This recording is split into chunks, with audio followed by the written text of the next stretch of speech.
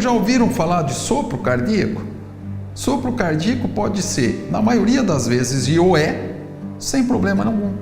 É um som de ouvido que nós escutamos no dia a dia, ouvindo o coração.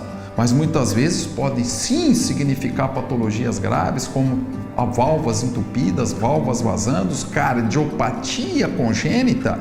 E como é que definimos? Primeiro, o paciente sente alguma coisa? Não sente nada. E qual é o exame? Quando não sente nada, normalmente não é nada grave. Sentindo alguma coisa, temos que pesquisar. E muitas vezes, não sentindo nada, o paciente pode apresentar uma morbidade alta.